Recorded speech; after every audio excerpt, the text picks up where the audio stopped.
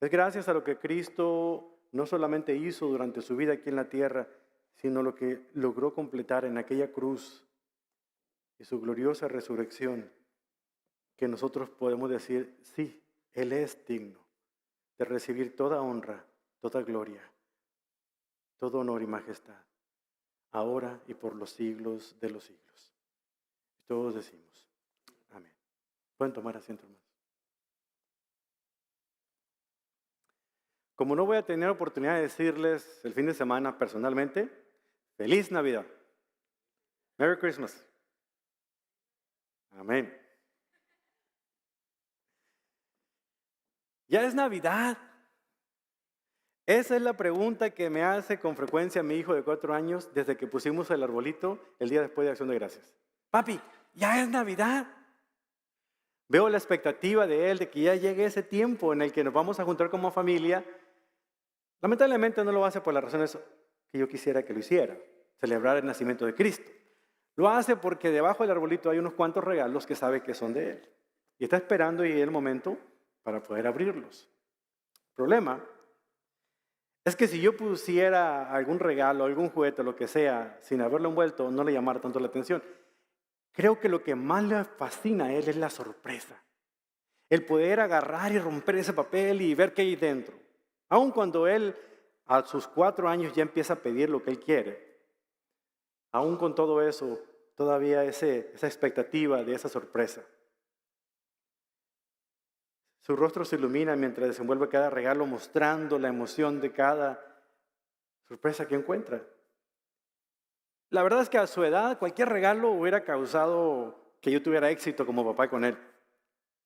Lo que me preocupa es que cuando crezca más, cuando ya tenga una edad suficiente, empiece a pedir cosas que yo no le pueda dar, una porque no es conveniente o segundo porque no lo puedo comprar. Entonces sus esperanzas se vean frustradas porque no recibe lo que él tanto espera. Ciertamente lo que esperamos revela lo que creemos que nos traerá a nosotros la verdadera felicidad. Pero el mensaje de hoy va a ayudarnos a entender que solamente Cristo es el único que puede darnos la verdadera esperanza, porque Él es la fuente de toda esperanza. Pero debemos recordar que con frecuencia tenemos que atravesar temporadas difíciles, circunstancias difíciles y oscuras, en las que debemos dejar a un lado nuestras falsas expectativas, nuestras falsas esperanzas, a fin de albergar la verdadera esperanza que tenemos en Cristo Jesús, quien es la verdadera luz del mundo, que la oscuridad jamás podrá apagar. La idea de este mensaje es la siguiente: miren, Dios permite y utiliza nuestras dificultades para que podamos estar preparados para poner nuestra esperanza en Él. Dios utiliza los momentos oscuros que vivimos en la vida, los momentos de humillación que pasamos, para poder preparar nuestros corazones para depositar nuestra esperanza completa en Él. Por lo tanto, no despreciemos esos momentos clave, aun cuando sean regalos que vengan disfrazados con un papel que no me gusta. Pueden ser bendiciones ocultas que nos ayudan a acercarnos más a Dios. Es una manera distinta de poder contemplar los problemas de la vida, las circunstancias que estamos viviendo. Ahora, si ustedes como yo se darán cuenta de que, perdón, perdón, todo lo que nos rodea no nos permite tener esperanza. Pandemia, variantes del COVID, situaciones políticas que son una locura, problemas raciales, desastres naturales, una economía incierta. Algunas personas quizá están atemorizadas de contraer esta enfermedad y morir, o algún ser querido. Muchos están batallando con trabajo, con sus relaciones, con todas las ordenanzas que el gobierno impone, que nos hacen desviarnos completamente de poder mirar esta maravillosa temporada como algo que trae esperanza, porque a veces no la sentimos, no la percibimos.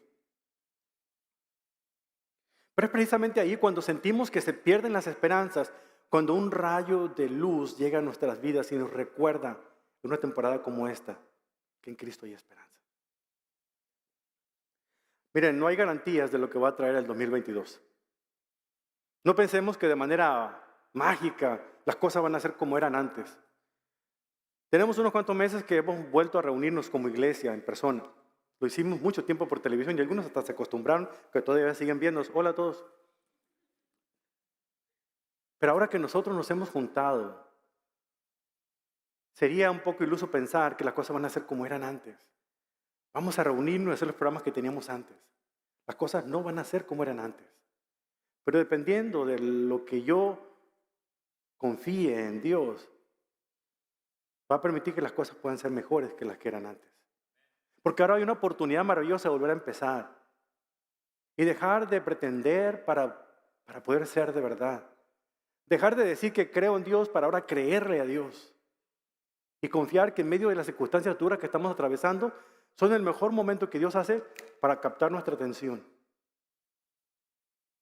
C.S. Lewis lo dijo de esta manera, que Dios nos susurra en los momentos de tristeza, nos habla fuerte en los momentos de dolor, pero nos grita cuando hay penas. Es una manera de usar un megáfono para captar la atención a un mundo que está sordo con las cosas de este mundo. Dios está poniendo cosas en tu vida para captar tu atención, para poder regresarte por el camino que Él espera que tú sigas y que puedas poner tu esperanza solamente en Jesús. Para este tiempo que vamos a pasar, hay un pasaje en las Escrituras, en el Antiguo Testamento, un pasaje que es muy familiar, muy conocido por muchos de ustedes porque aparece en muchas de las tarjetas de Navidad. Aún en las que hoy nos mandamos cuando ponemos la foto de nuestros hijos. El pasaje de Miqueas capítulo 5 es tan conocido porque nos ayuda a centrarnos en la esperanza gloriosa que vamos a tener en el Rey venidero, Cristo Jesús. Pero aunque estemos familiarizados con ese pasaje, tal vez no estamos nosotros acostumbrados a pensar detenidamente en qué significa. Porque aunque se nos entrega ese pasaje en una tarjeta muy bonita, con colores maravillosos, la verdad es que cuando esas palabras fueron dichas por primera vez por medio del profeta Miqueas, fueron dichas en un momento tan oscuro en la historia del pueblo de Israel. Vaya conmigo a la Biblia, Antiguo Testamento, profeta Miqueas, capítulo número 5, versículos 1 al 5. Miqueas capítulo 5, versículos 1 al 5. Y quiero que se centre en este pasaje que fue lo que dio pie a que se escribiera un hermoso villancico navideño llamado Oh Pueblecito de Belén. ¿Se acuerda de ese canto? Cuando lo cantábamos, a veces que nos reunimos para leer el himnario y tocar esas melodías, lo hacemos cómodamente junto a la chimenea, tomando una taza de café calientito o si no de chocolate calientito. Y nos olvidamos que esas palabras fueron dichas en el momento de mucho miedo, de mucho terror para el pueblo de Israel. Porque el pueblo de Israel estaba bajo una amenaza de ser sitiados y de ser destruidos por un ejército enemigo. Miqueas capítulo 5, versículos 1 adelante, nos centra en este pasaje y nos ayuda a pensar en lo siguiente. Las dificultades preceden a la esperanza. Y esa es la estructura de lo que voy a compartir con ustedes hoy. Preparando el escenario, vamos a centrarnos en las dificultades, vamos a centrarnos en los momentos de humillación que podamos haber vivido y cómo esos momentos van a cambiar nuestra manera de ver las cosas para entonces buscar la perspectiva divina y centrarnos en la esperanza que representa a Cristo Jesús en nuestras vidas. Miqueas capítulo 5, versículo 1 dice, formen las tropas. El enemigo pone sitio en Jerusalén. Con una vara golpeará al líder de Israel en la cara. ¿Alguna vez les ha tocado ver películas donde hay un duelo de las películas antiguas, donde se celebraba un duelo, ya sea con pistola o con espada? Llegaba alguien y con un guante blanco le daba una cachetada. No dolía, pero era vergonzoso, era una humillación. Era la forma en que llegaba alguien a humillar al oponente. Algo similar parecía suceder en este tiempo. El pueblo de Israel se había enorgullecido por ser un reino maravilloso, fuerte, poderoso. Mientras David estaba en el trono, Ninguna persona del pueblo de Israel padecía hambre ni necesidad. Ninguna de las guerras que peleó David fueron perdidas en batalla. Todo era glorioso. Parecía que la fama, la popularidad y la riqueza del reino iba hacia arriba, hasta el momento en el que él descuidó su propia vida. Le dio la espalda al Señor y todo comenzó a descender en picada. Aquí vemos el escenario del pueblo de Israel y vemos que Dios envía a Miqueas para hablar a su pueblo, para decirle en una serie de distintas profecías, una serie de oráculos donde le está diciendo lo que va a hacer con el pueblo rebelde que lo ha dejado. Porque este pueblo había buscado aliarse con ejércitos enemigos para destruir a otros ejércitos que amenazaban con sitiarlos. Se unió al enemigo, como les dije anteriormente, es como si el ratón le pide ayuda al gato para destruir a la rata. Eso es lo que estaba ocurriendo. Y Dios iba a castigarlos, iba a disciplinarlos. Y todo parecía tan terrible porque aun cuando estas palabras se dijeron 700 años antes de que viniera Cristo, muchas cosas estaban ocurriendo con el pueblo de Israel. El punto final es que Israel había dejado a Dios, había abandonado a Dios y estaba ahora únicamente mirando sus propios intereses y buscando satisfacer sus propias necesidades con el poder de su propia fuerza. Aún con la prosperidad que tenían, ya no existía en este momento de la profecía. Todo iba a ser destruido cuando Asiria llegara y los tomara presos y los destruyera. Su seguridad en aquella nación fue dispersada. Esto no eran buenas noticias que ellos quisieran escuchar. De hecho, cuando usted lee el libro de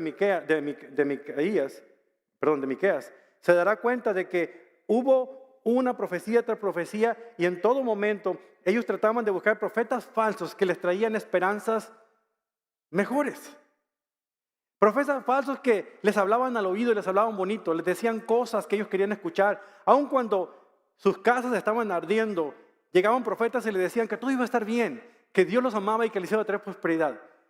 Claro, todo con una módica suma que les pudieran dar. Muy similar a lo que estamos viviendo en nuestros días hoy con algunos profetas que se autodenominan profetas de Dios. Eso estaba pasando con el pueblo de Israel. Estaban supeditados a ese tipo de enseñanza y estaban sufriendo porque todo se estaba desvaneciendo de sus manos. Pero en medio de todo, el amor del Señor se hace ver porque con todas las cosas malas que estaban por sucederles, vemos que de alguna otra manera Dios les da un rayo de esperanza. Esta frase que vemos de que con una vara golpearán al líder de Israel nos muestra, es una figura tan clara que el profeta Miqueas está diciéndonos de que ellos estaban sin defensa. Yo puedo imaginarme al líder de este reino esclavizado, con cadenas, sin poder moverse, y lo están abofeteando como una burla para el pueblo, decirle de que por más que intenten hacer algo, no van a poder en nada en contra del ejército enemigo. Peor aún, el Dios que clamaban ellos tener no estaba haciendo nada para impedir que ellos sufrieran. Y esa es la realidad. Ellos tenían que pagar las consecuencias de sus malas decisiones. Sin embargo, un vislumbre de amor de parte de Dios llega en el versículo número 2, donde les está diciendo que a Él le importa el pueblo. Yo me pregunto si Dios no estará haciendo algo similar en nuestra nación hoy en día. Con todo lo que está ocurriendo en este país, en el ambiente político y en el ambiente social, que nos hemos convertido en el hazmerreír de todas las demás naciones del mundo. ¿Acaso Dios no es el que está atronando los dedos para captar nuestra atención con todo eso? Con esta pandemia que está ocurriendo de un virus microscópico que ni siquiera podemos ver con nuestros ojos físicos, está causando estragos, no solamente en este país, sino en el mundo entero. No, Dios está utilizando eso como para volver nuestra cara y buscarlo a Él como nuestra única fuente de solución a nuestros problemas.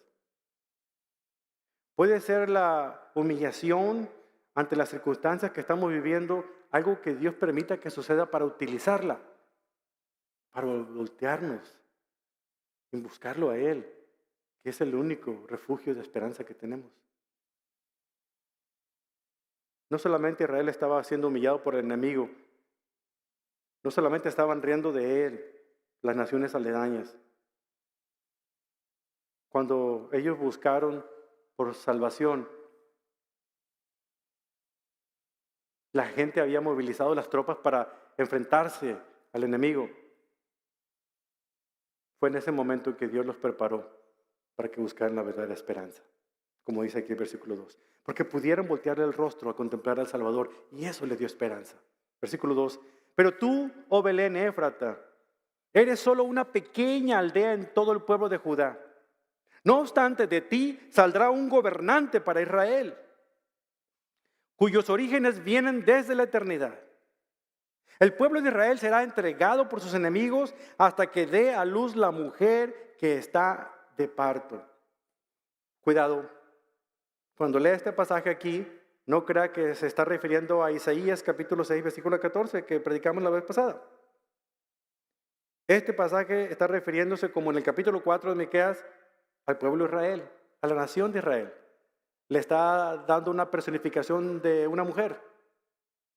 Cuando de ti salga aquel que va a ser el rey, no está refiriéndose a la Virgen María que va a tener a Jesús. Está hablando literalmente de la nación.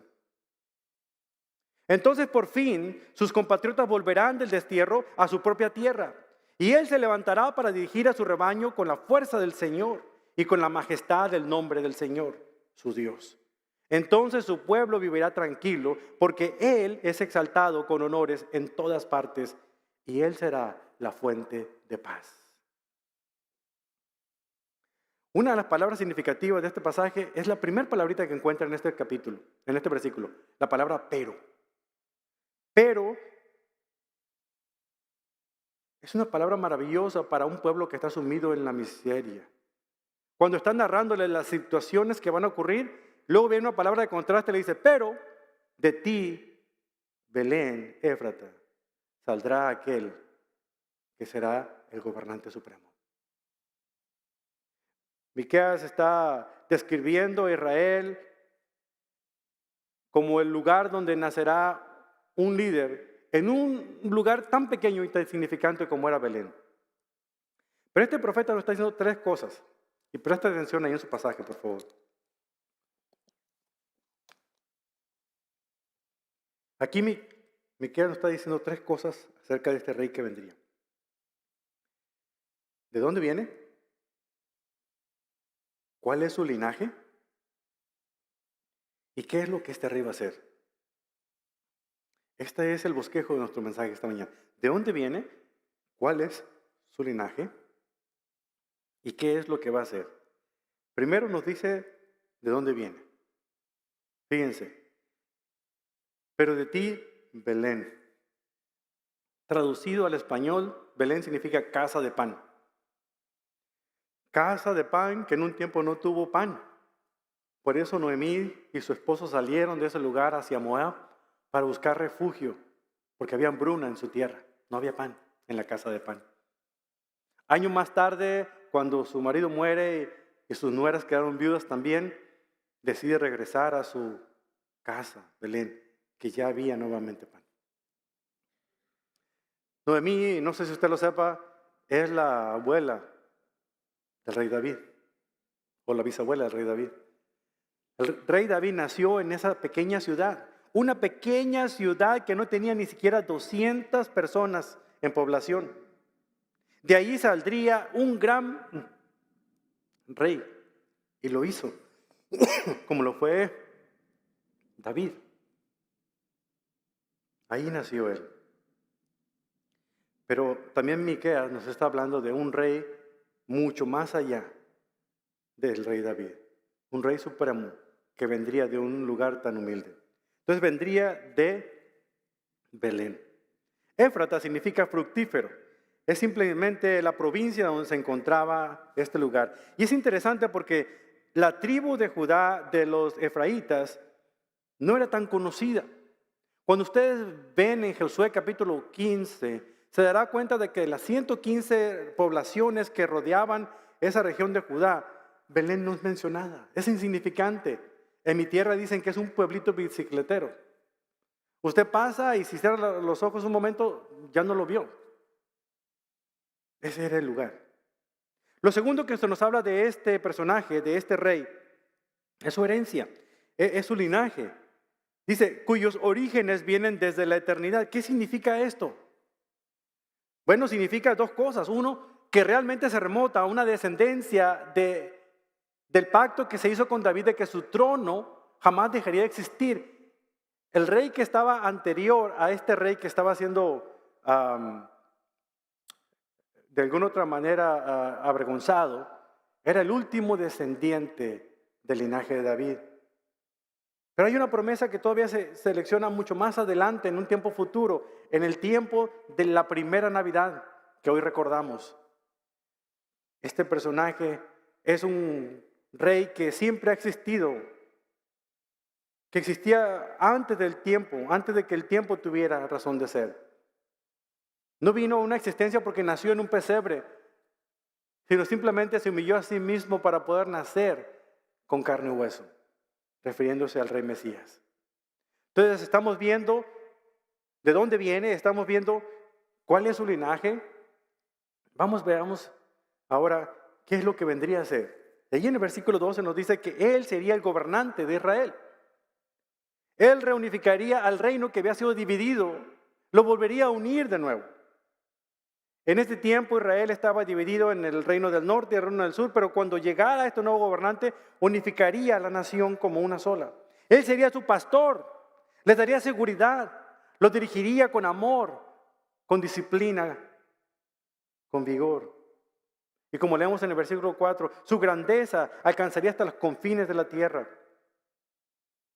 Él haría que Israel se deshiciera de sus enemigos y dejara de ser la burla de todos los demás, porque va a purificar a Israel de su idolatría. Este rey es como ningún otro que antes tenía. Cuando nosotros vemos que nuevos líderes surgen en el medio político, somos muy escépticos. Para nosotros el nuevo que ha llegado es el mismo que el que se acaba de ir. Porque realmente los seres humanos somos tan corruptos, no solamente por naturaleza, sino también por elección.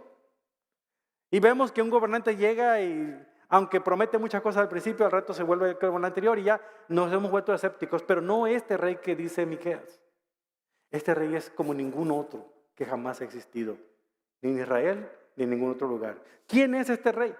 Porque podemos deducir que es Jesús, pero veamos, comprobemos con la propia Escritura quién es este rey. Mateo capítulo 2 nos enseña que los reyes de Oriente o los magos de Oriente habían llegado en busca del rey que sería el rey de los judíos, que nacería en Belén. Y cuando lo que ellos buscaban llegó a oídos del rey de los judíos, en ese momento, el rey Herodes, esto perturbó al rey Herodes, así es que mandó llamar a todos los principales sacerdotes y a los maestros de la ley religiosa y les preguntó, ¿de dónde se supone que van a nacer este Mesías, ese Cristo?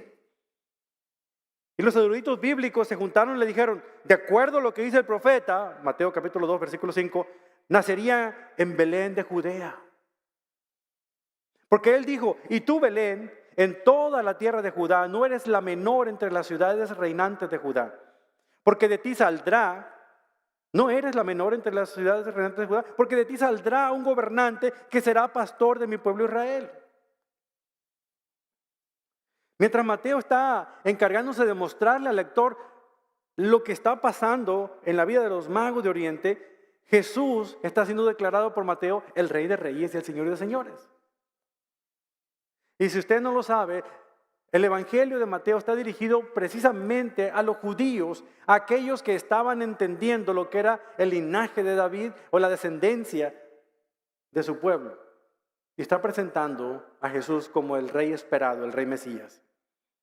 En la soberanía de Dios, Dios hizo que María y José se mudaran 68 millas, 110 kilómetros desde el pueblito de Nazaret hasta llegar a Belén de Judea. Y ella iba embarazada, iba encinta, a punto de dar a luz.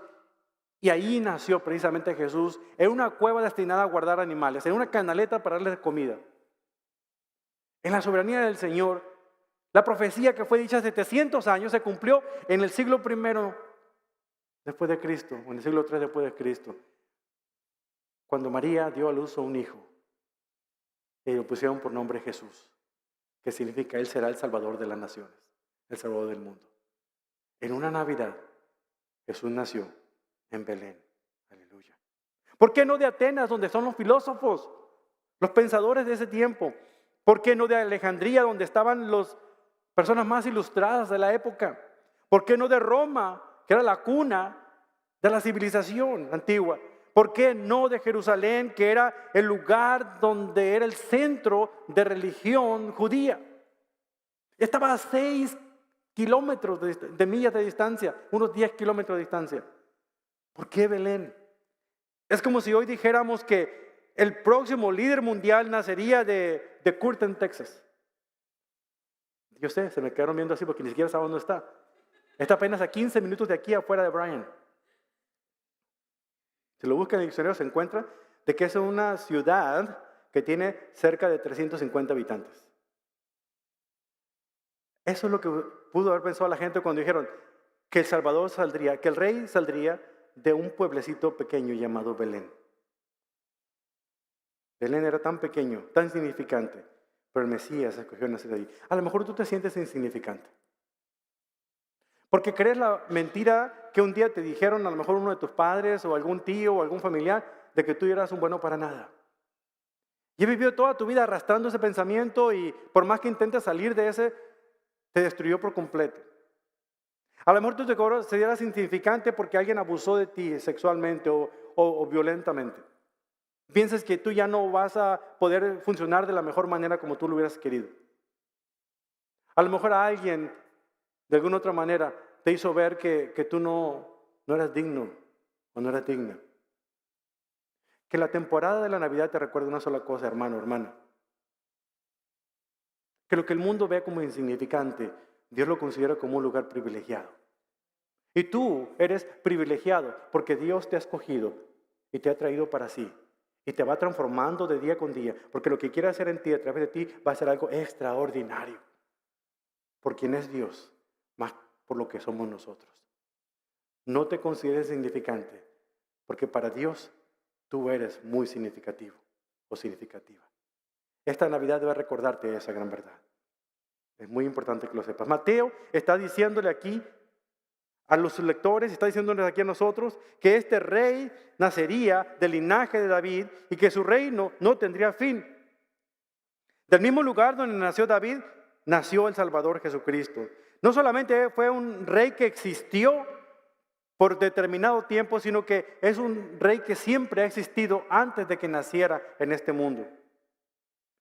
Él no tiene origen.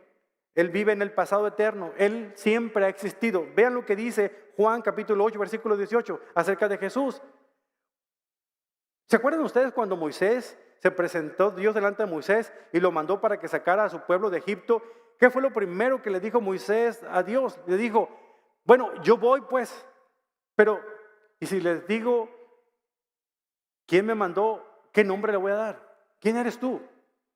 Y Dios le respondió, diles, yo soy. Lo que en inglés es Yahweh, lo que en español es Yahvé. En hebreo significa yo soy. Diles que yo soy, te manda.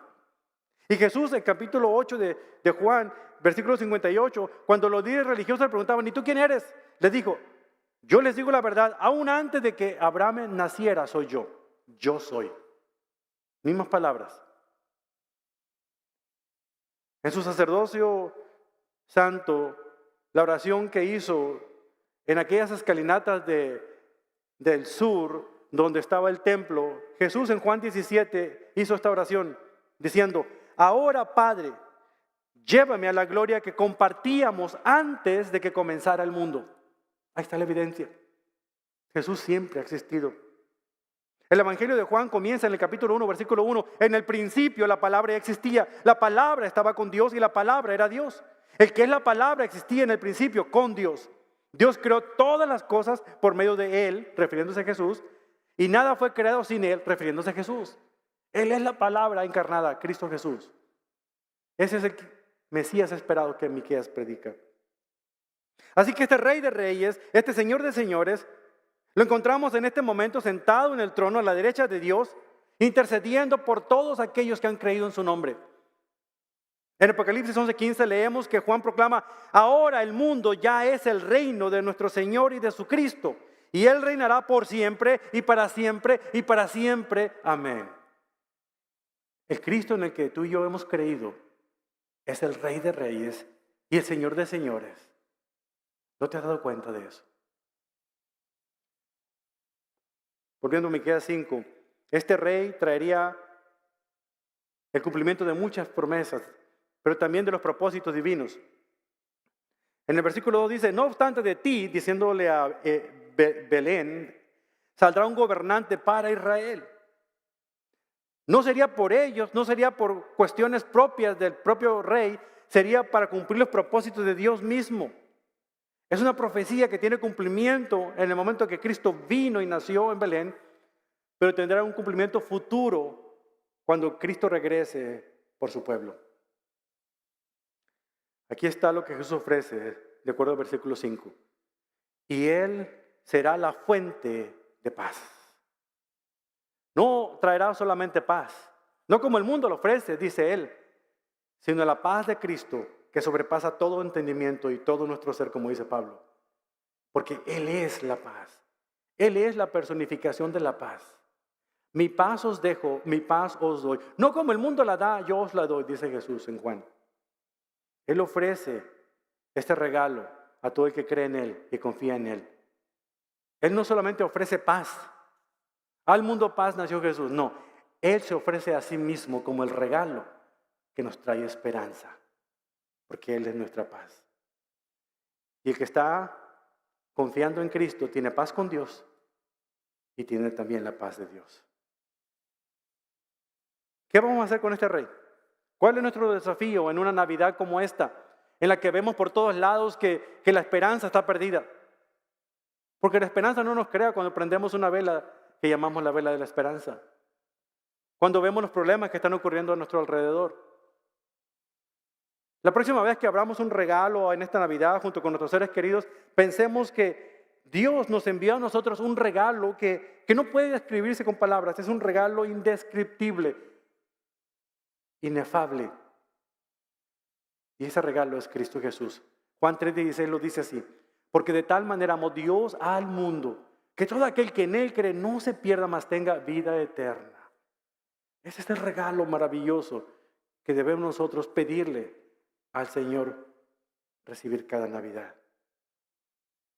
Por lo tanto, mi llamado a ustedes es el siguiente. Primero, adoremos a Jesús como el regalo maravilloso de Dios, nuestra paz, nuestra esperanza, por todo lo que Él hizo por amor. Adorémoslo por todo lo que Él nos ha dado. En segundo lugar, sometámonos a su gobierno, a su reinado. Seamos sus súbditos fieles, hagamos lo que Él ha hecho. Al final, Miqueas nos está diciendo a nosotros que Dios envió a este rey inusual como el salvador del mundo para que fuera el salvador de todos nosotros y aprendiéramos a confiar en Él. Nuestras circunstancias, nuestros problemas, Dios los permite y los utiliza para que nos preparemos y podamos confiar en nuestro Rey Jesús. ¿Qué es lo que puede impedir que tú disfrutes de ese regalo en esta Navidad? El pecado. El pecado es lo único que puede entorpecerte en que tú realmente disfrutes de este regalo. Miqueas concluye diciendo en el versículo 18 del capítulo 7, ¿sabe usted que el nombre de Miqueas significa quién es como nuestro Dios? Y hace un juego de palabras cuando en el versículo 18 del capítulo 7 dice, pero ¿dónde hay otro Dios como este que perdona los pecados del remanente? Que no se acuerda de sus pecados. Porque no estarás molesto para siempre. Porque tú eres un Dios que no se complace en la maldad, sino se complace en la misericordia. ¿Quién es nuestro Dios? Hace mucho tiempo reinó en Persia un rey sabio y bueno. Amaba a su gente. Quería saber cómo vivían ellos. Quería que de alguna otra manera pudiera identificarse con sus dificultades. Así es que de vez en cuando se vestía como un andrajoso, como un pordiosero, o a veces se disfrazaba con algún otro disfraz. Pero lo que quería era pasar en la casa de toda gente que fuera pobre y necesitada. Un día llegó a un sótano sucio donde estaba un hombre que calentaba o le echaba carbón a una caldera que calentaba el agua de los baños públicos. Y le llamó la atención de que este hombre estuviera ahí todo el tiempo ante ese calor tan fuerte y fielmente estuviera desarrollando su trabajo. Así es que el rey, vestido de harapos, llegaba ahí y empezó a darle palabras de ánimo, palabras de aliento. Y el hombre, tan pobre como era, no era lo suficiente pobre de corazón porque compartía el poquito alimento que él traía con este personaje que lo venía a visitar. Compartía lo que traía de almuerzo cada día y compartían juntos de lo que traían. Un día, el hombre regresa vestido. Por debajo traía sus ropas reales y vestido de harapos. Y se pone delante de este hombre y le dice, quiero revelarte un secreto. Y se pone de pie al rey y se quita el saco de harapiento que traía y da a notar todos sus ropajes reales. Y el rey le dice, yo soy tu rey. El rey pensó que el hombre seguramente pediría que le regalara algo, que le hiciera un favor, que le comprara una casa, que le diera a lo mejor un carruaje, no sé, alguna cosa. Pero no hizo nada de eso. Y el rey le dice, pídeme lo que tú quieras. Yo con gusto te voy a conceder tu deseo. Y el hombre del sótano contesta, tú dejaste tu palacio y tu gloria de rey para visitarme en este oscuro lugar, tan caluroso, tan lúgubre. Comiste lo que yo comí, trajiste alegría a mi corazón. A otros tú le podrás dar todos tus regalos que tú quieras, pero a mí me has dado el mejor de tus regalos, me has dado tu santísima presencia. Si tú eres mi regalo, yo no necesito nada más, mi rey. Anhelo un día poder estar ante la presencia de Jesús y poder articular palabras similares de decirle, Dios, dejaste tu trono y tu gloria y veniste a este mundo lleno de escoria. Te identificaste como nosotros los pecadores. Anduviste por los lugares donde nosotros caminamos. Comiste lo que nosotros comíamos. Pasaste lo que nosotros pasamos. Te ofendieron, te escupieron. Te traicionaron, te clavaron una corona de espinas. Y no debías haber hecho nada, pero lo hiciste por amor. Para identificarte con mis propias necesidades. Y hacer que cada una de esas cosas que yo he pasado, realmente tú las utilices para poder darme cuenta de que la verdadera esperanza únicamente reside en ti, mi Jesús. Si tú eres lo único que yo tengo, la verdad es que es lo único que yo necesito. ¿Quisieras tú hacer esa oración también? Ponte de pie en este momento. A lo mejor estás padeciendo muchas situaciones en esta Navidad. Preocupado porque no sabes cómo vas a llegar a fin de mes, porque hay enfermedad en la familia, porque alguien tiene una mala noticia, que hay hogares que están rompiéndose. Hay tantas cosas que distraen nuestra atención, tantas cosas que ocupan nuestra mente. Yo quiero invitarte en este día, en esta mañana, en este momento, a que centres tu atención, a que pongas toda tu esperanza únicamente en aquel que no te va a defraudar. Porque miren, si ustedes ponen su esperanza en mí como pastor, yo los puedo defraudar porque soy persona de carne y hueso. No podemos poner esperanza en este gobierno porque sabemos que nos va a defraudar. En el único en que realmente podemos poner la esperanza es en Jesús, el autor y consumador de nuestra fe, el cumplidor de promesas. Y Él ha dicho, yo nunca te dejaré, nunca te desampararé. Así que no tengas miedo, yo estoy aquí contigo hasta el fin del mundo. ¿Cómo quisiera que fuéramos la iglesia como la novia de Cristo que está esperando que llegue el novio a encontrarse con ella? Que pudiéramos voltear nuestra mirada y cantar con nuestras voces y decirle al Señor, sí, Señor, ven pronto, ven pronto. Hay tantas cosas que no comprendo, ven pronto, Señor. Gracias, bendito Dios, por todo lo que usted nos ha dado. Porque nos ha dado el mejor regalo que pudiéramos nosotros pedir. Nos ha dado el regalo de su santísima presencia en Cristo Jesús, quien experimentó la humillación desde el momento de su nacimiento, cuando vino a nacer en un humilde pesebre, en una cueva para animales. El Dios del universo, el creador de todo lo que vemos y lo que no vemos, descendió y se encarnó en un bebé indefenso que tenía que necesitar de sus padres terrenales para poder comer, moverse, aprender a hablar. Así se humilló, como uno de nosotros.